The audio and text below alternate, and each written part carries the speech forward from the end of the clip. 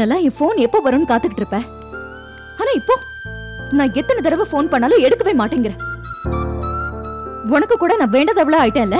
அப்படிலாம் இல்ல பிரியா, நான் இப்ப வந்துட்டேன்ல. என்ன விஷயம் சொல்லு. நீயும் சக்தியும் ஒரே ஷிஃப்ட்ல தானே வேலை பாக்குறீங்க? ஒன்னாவும் வரும், மாறி மாறியும் வரும். ஏன் கேக்குற? உன் ஷிஃப்ட்ல இருக்கிறப்போ விஷ ஊசி போட்டு அவளை கொன்னு.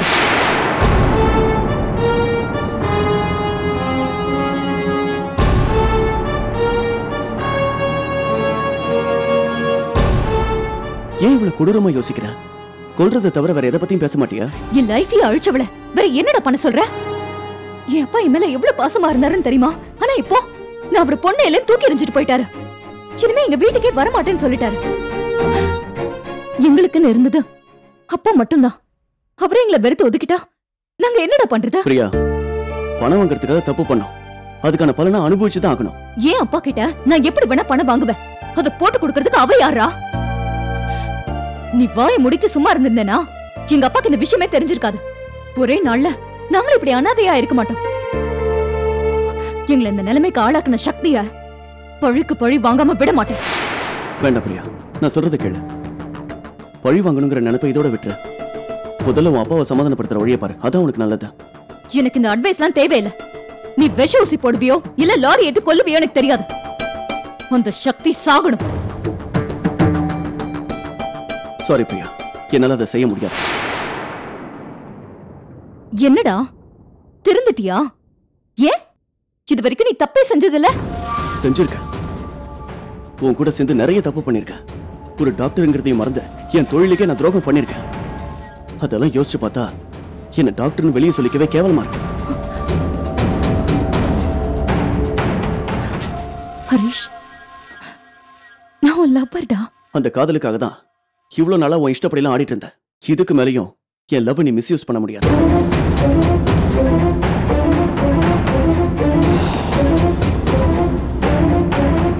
தப்பே செய்யாத சக்தியை நீ கொல்லணும்னு துடிக்கிற. ஆனா அவ நீ இவ்வளவு தப்பு பண்ணிருந்தாலும் உன்னை தண்டிக்கணும்னு நினைக்கவே இல்லை. உனக்கு அட்வைஸ் பண்ணி திருத்தணும் தான் சொல்லிட்டு இருக்கா.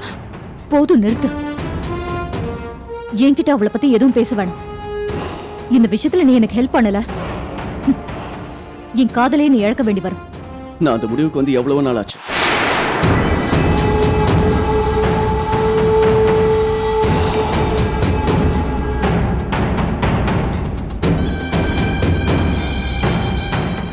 என்னைக்காவது ஒரு நாள் உன் தப்ப ரியலைஸ் பண்ணுவ, திருந்துவன் நான் நம்பினேன். ஆனா நீ மேல மேல தப்பு பண்ணிட்டு இருக்கே தவிர திருந்துற மாதிரியே தெரியல. எனக்காக ஹாஸ்பிட்டல் கட்டித்தரேன், என்ன பெரிய டாக்டர் ஆக்குவேன் என்னென்னவோ சொன்ன. ஆனா நீ என்ன மனுஷனா கூட இருக்க விட மாட்டேங்கிற. உன் கூட இருந்தா என்ன கொலைகாரனா மாத்தி ஜெயிலுக்கு தான் அனுப்புவ. உனக்காக என் கேரியரை கெடுத்துக்க விரும்பல. Good bye.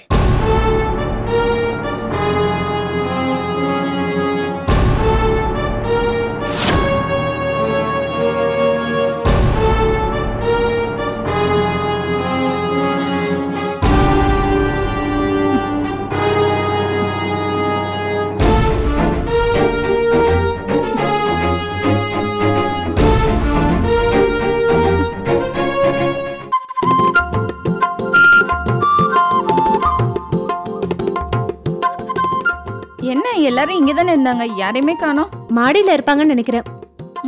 ஆமா, நீ எப்ப எங்க வீட்டுக்கு வர? நீ முதல்ல அட்ரஸ் SMS பண்ணு, அதுக்கப்புறமா நான் வரேன். சரி, சண்டேவா பார்த்து வா, அப்பதான் வீட்ல எல்லாரும் இருப்போம். சரி, நான் ட்ரை பண்றேன். ரவி, உள்ள வாங்க. என்ன நிலா, நீங்களும் இங்க தான் இருக்கீங்களா? என்ன கர்ணா, சொல்லவே இல்ல. ஒரு சர்ப்ரைஸா இருக்கட்டுமேனு தான் சொல்லல. ஓ, என்ன வீட்ல யாரும் இல்ல? அம்மா கோயிலுக்கு போயிருக்காங்க, அக்கா மாமாலாம் மேல தான் இருப்பாங்க. ஓ, அப்போ நான் இங்க இருக்கிறது ரிஸ்க். ரெண்டு பேரும் ஒண்ணா இருக்கீங்க, என்ன கலாட்டா பண்ணியே காலி பண்ணிடுவீங்க. நீங்க துணியை கொடுங்க, நான் முதல்ல கிளம்புறேன். ஒரு நிமிஷம்.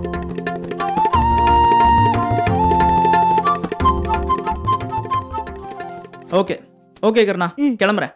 நிலா வரேன். ரவி, ஒரு நிமிஷம். சொல்லுங்க.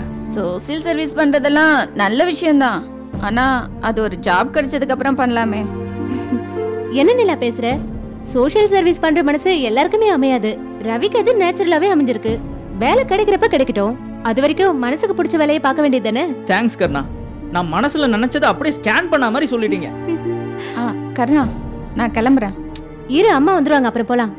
இல்ல, நான் இன்னொரு நாள் வரேன். அப்படியா? சரி ரவி, போற வழியில நிலாவை டிராப் பண்ண முடியுமா? இல்ல கருணா, நீங்க வரேன்னு சொல்லுங்க, எங்க வேணாலும் டிராப் பண்றேன். ஆனா நிலா சான்ஸே கிடையாது. ஏன்?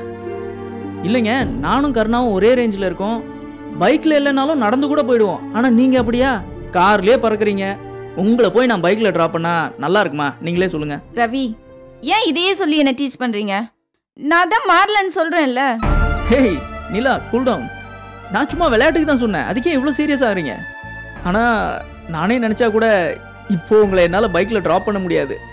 ஏன்னா நாங்கள் ஒரே பைக்கில் 3 பேர் வந்திருக்கோம். ஸோ சாரி, தப்பா எடுத்துக்காதீங்க. வரேன் கருணா, வரேன் நிலா.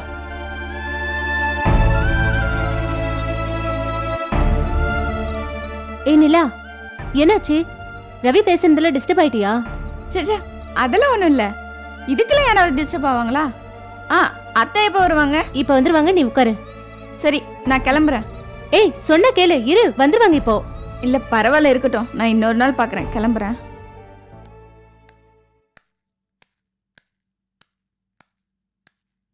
மருமகளே, நிலா, எப்ப வந்த? வந்து கொஞ்ச நேரம் ஆச்சுதா. எப்படி இருக்கீங்க அத்தை? கோயிலுக்கு போயிட்டு வரீங்களா? ஆமாம்மா.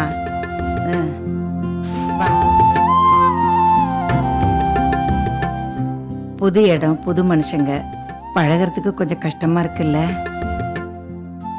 கஷ்டமா தான் இருக்கு. கொஞ்சம் கொஞ்சமா பழகிட்டு இருக்கோம். சிவனேசன் தம்பியை விட்டு பிரிஞ்சது உங்க எல்லாருக்கும் கஷ்டமா இருக்கும்னு எனக்கு புரியுது. என்ன பண்றது, அதுதான் விதினா நம்ம யார்தான் என்ன பண்ண முடியும் சொல்லு. சரி, உள்ள வா, உக்காந்து பேசலாம். இல்லத்த, நான் வந்து நேரமாச்சு, கிளம்புறேன் அத்தை. இந்த சாக்கு போக்கெல்லாம் சொல்லக்கூடாது. இன்னைக்கு நீ இருந்து சாப்பிட்டுட்டு தான் போகணும். இப்பெல்லாம் கருணா தான் சமைக்கிறேன், நான் அவளுக்கு ட்ரைனிங் கொடுத்துட்டேன். அண்ணி வர்ற வரைக்கும் தான் ஏன் சமையல். அதுக்கப்புறம் கிச்சனை அவங்க கிட்ட ஒப்படைச்சிட்டு நான் எஸ்கேப் ஆயிடுவேன். நல்லா இருக்கே கதை. உனக்கு வடிச்சு போட்டதான் எங்க அக்கா இங்க வராங்களாக்கும். உனக்கு தேவைன்னா உங்க அண்ணன் வடிச்சு போட்டு சொல்லு. அப்படி சொல்லிடு என் மருமகளே. உனக்கு வேணும்னா நீயே பொங்கி சாப்பிட்டுக்க. என் மருமக சக்தி எல்லாம் வேலை வாங்காத. என்னம்மா நீ இன்னும் கல்யாணமே நடக்கல, அதுக்குள்ள கட்சி மாறிட்டியா? நான் எப்பவும் என் மருமக சக்தி கட்சி தான். சரி வாமா, என் கையால ஒரு ரூபா சாப்பிட்டுட்டு போவா. ஐயோ இல்லத்த, இப்பதான் கண்ண கையால ஒரு காஃபி குடிச்சேன். அதுவே ஒரு மாதிரி வயித்த கலக்கிற மாதிரி.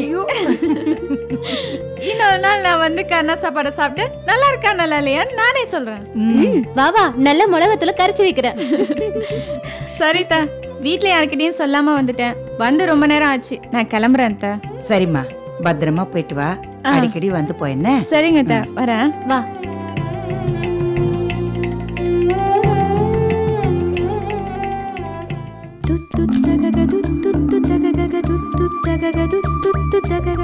Good morning.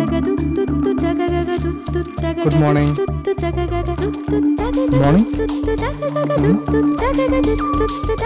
Good morning, ஏய், Shalini. என்னப்பா ப்ராப்ளம்க்கு சொல்யூஷன் கிடைச்சதா இல்லையா? இல்ல மேடம், பாத்துக்கிட்டு இருக்கோம். இன்னைக்கு ஈவினிங் தான் டெட்லைன். முடிக்கலன்னா நம்ம எம்டி ஃபயர் பண்ணிடுவாரு. முடியலன்னு சொல்லி சரண்டர் ஆயிடலாமா? ஏய், நம்ம டீம் மானமே போய்டும், பரவாயில்லையா? Shalini, may I?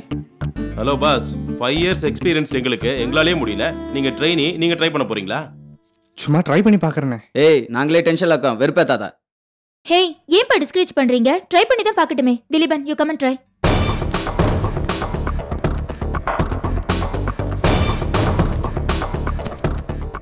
ஹே ஷாலினி, இதெல்லாம் எங்களை அவமானப்படுத்துற மாதிரி இருக்கு. ஏய், ரிலாக்ஸ் பா, நீங்க ட்ரை பண்ணுங்க திலீபன்.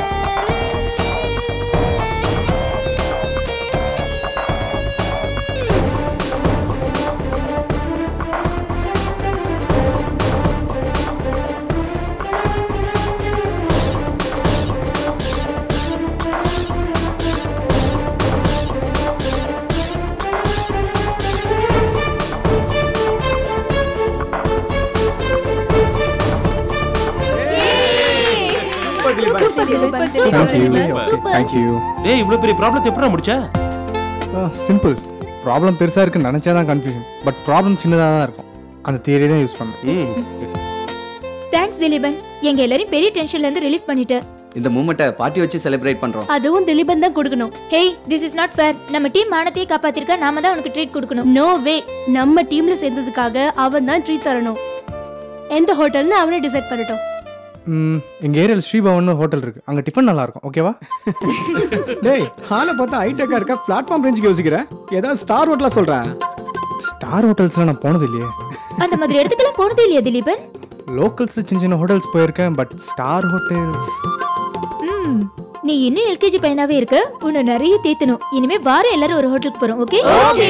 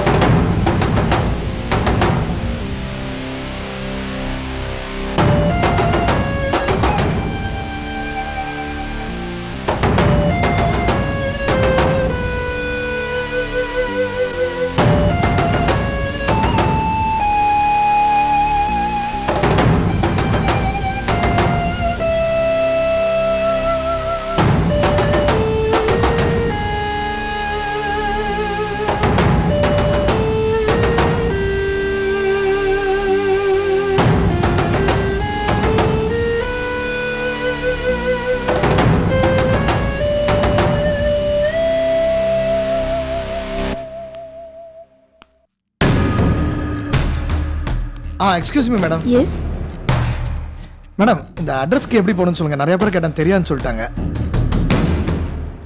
இந்த அட்ரஸ் வந்து நீங்க ஸ்ட்ரைட்டா போனீங்கன்னா ஒரு ரைட் வரும். அந்த ரைட்ல இருந்து மூணாவது லெஃப்ட் எடுங்க. மூணாவது லெஃப்ட்ல போனா ஒரு ரைட் வரும். அங்க ஒரு மெடிக்கல் ஷாப் இருக்கும், அதுக்கு பக்கத்து வீடு தான். Okay, thank you. மேடம், கிட்டத்தட்ட 1 hour தேடிட்டு இருக்கேன். ரொம்ப கஷ்டமா இருக்கு. நீங்க அந்த சைடு போனா கொஞ்சம் காமிச்சு விட்டு போங்களேன். இல்ல, தயக்கமா இருந்தா வேண்டாம். இல்ல, என் வீடு அந்த பக்கம் தான். நான் அட்ரஸ் சொல்றேன், வாங்க. தேங்க்யூ, வாங்க.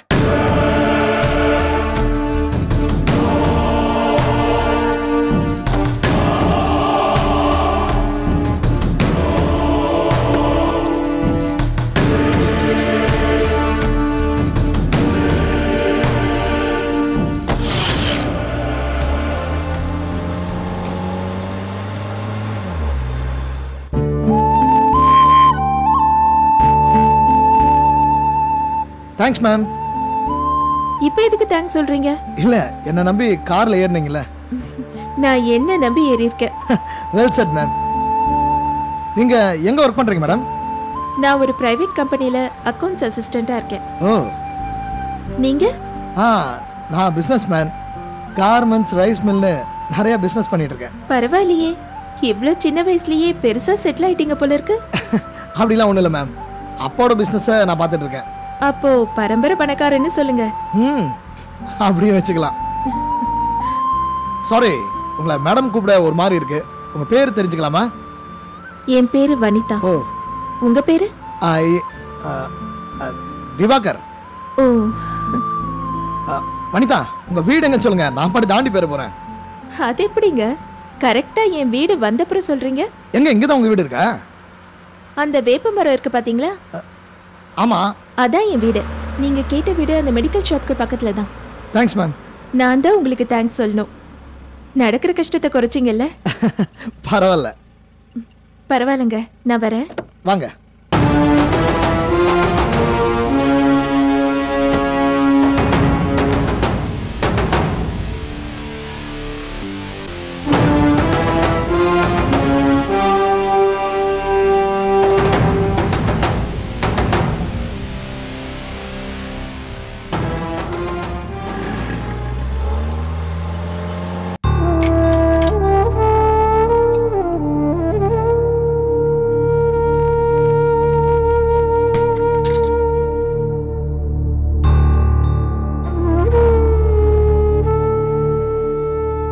பிரியா, சாப்பிடவா?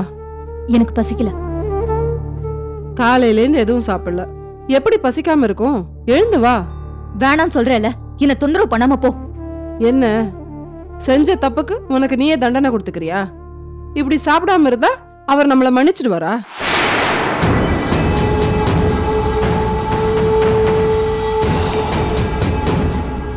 ஒரு விஷயத்தை செய்யறதுக்கு முன்னால பல முறை யோசிக்கணும்.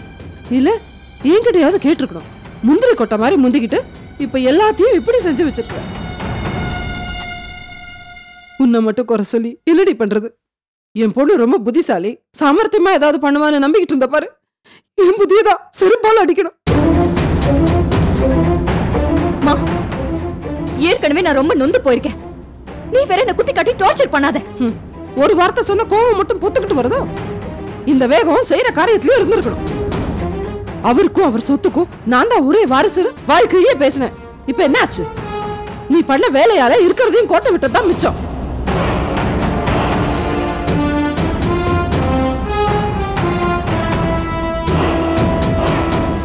நம்மளே பழப்புக்காக இன்னொருத்தரை நம்பி இருக்கோம்.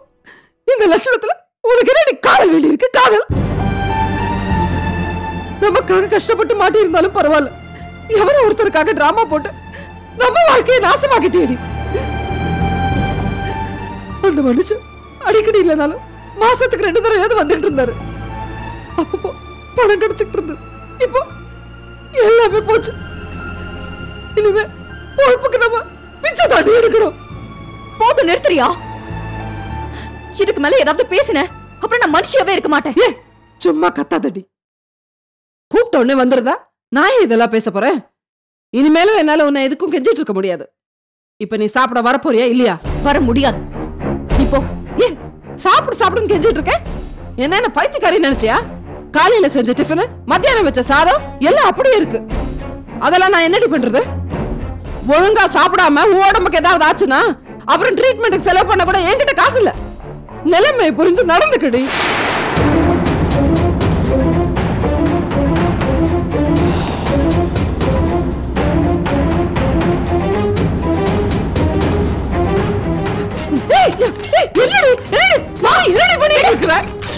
என்னடி சாப்பாட கொட்டிட்டியடி?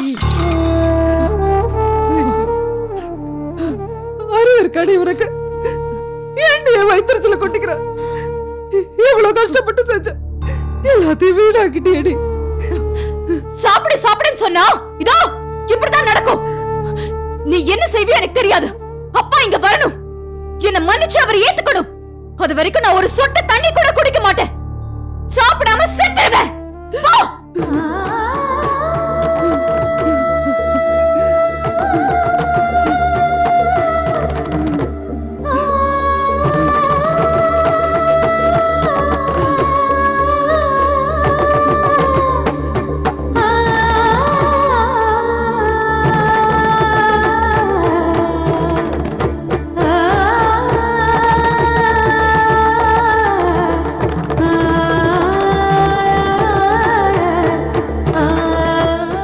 எனக்கு ஒரு விஷயம் புரியாம குழப்பமாவே இருக்கு. நீ என்னைக்கு தான் தெளிவா இருந்திருக்க? சும்மா இருக்கிறீங்களா? வளவள மச்சானுக்கு கல்யாணத்துக்கு ஆதரவா பேசினாலும் திட்டுறான், எதிர்ப்பா